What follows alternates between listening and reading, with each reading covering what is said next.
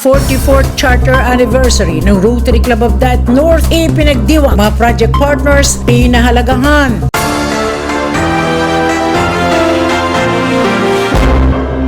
Ipinagdiwang ng mga miyembro ng Rotary Club of Daet North ang 44th Charter Anniversary ng kanilang organisasyon noong February 16, 2025 sa Blue Rock Events Place, Daet, Camarines Norte na dinaluhan ng mga Rotarians mula sa iba't ibang Rotary Clubs, mga project partners, Rotary Community Corps ng San Nicolas Talisay, mga past presidents ng Rotary Club of Daet North at iba pang mga panauhin. Isang programa ang inihanda ng mga Rotarians of Daet North sa pamumuno ni Magical President Joshua Armand Salan de Leon. 44th Charter Anniversary Tour.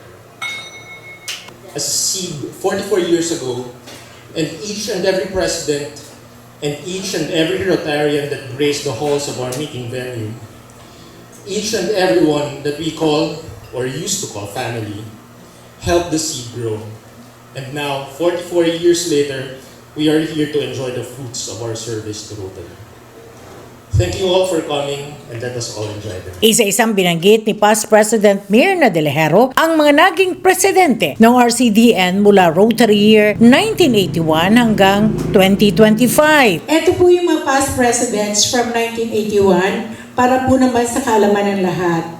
1981 to 1982, Mr. Bayani Bay Alejo, Charter President. Siya po ang pinakauna. 2024 to 2025, sino? Joshua Armand Salan de Leon.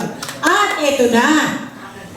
Babanggitin ko na yung 2025-2026 na magiging presidente na susunod. Aming po President-elect, wala pong iba, kundi President-elect Babes Contauco.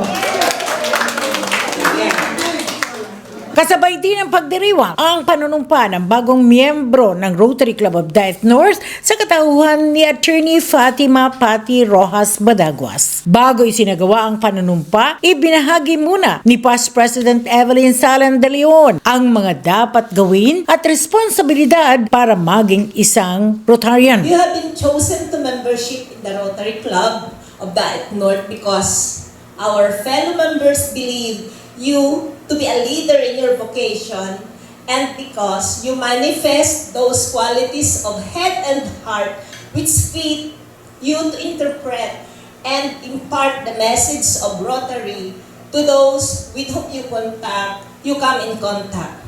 You are the representative of your vocation in this club, and any contribution about educational value pertaining to that vocation must naturally come to us through you.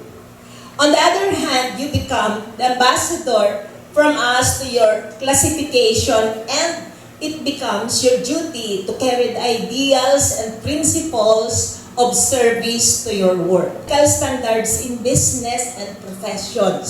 Sinundan na ito ng panunumpa ni Attorney Pati Badaguas kasama ang kanyang ina na si former Rotarian Fe Badaguas na isa ring naging miyembro ng Rotary Club of Daet North at nooy tinaguri ang kauna-unahang babaeng miyembro ng samahan. I, Fatima Rojas Badaguas, Having been inducted as a member of the Rotary Club of Daet North, having been inducted as a member of the Rotary Club of Daet North, do solemnly swear that I will abide by, do solemnly swear that I will abide by, follow and uphold follow and uphold all the provisions of the Constitution all the provisions of the Constitution and bylaws of Rotary International of Rotary International and my club, and my club, and fulfill to the best of my ability and fulfill to the best of my ability all the duties and responsibilities of my membership. all the duties and responsibilities of my membership. I pledge to advance the object of Rotary I pledge to advance the object of Rotary and to exemplify Rotary's maxim of service above self. and to exemplify Rotary's maxim, service above self. I further swear to promote awareness of the theme I further swear to promote awareness of the theme of Rotary International in the Rotary year 2024-2025, the magic of Rotary. of Rotary International in Rotary Year 2024-2025, the magic of Rotary. All these I pledge freely and voluntarily, All these I pledge freely and voluntarily, without any mental reservation or purpose of evasion. without any mental reservation or purpose of evasion. So help me God. So help me God. Ladies and gentlemen, our newest member, Attorney Patty Badanos. Kaugnay pa rin ang pagdiriwang ng ika-44 anibersaryo ng RC Daet North ay binigyang pagpupuri naman sina Past President Shelu Vergara, Past President Alice Paho, Immediate Past President Agnes Abusan, Engineer Alan Ubusan, Assistant Governor Marisa Panotes at President Joshua De Leon sa pagbibigay ng $1,000 bawat isa sa Rotary International bilang Paul Harris Fellow for Rotary Year 2024-2025.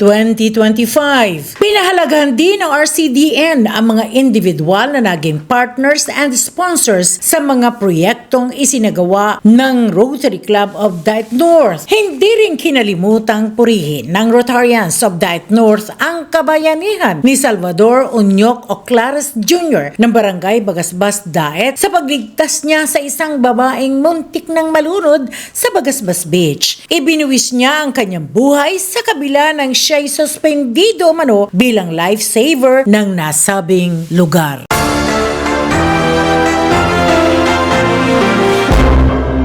Happy anniversary, Rotary Club of Daet North!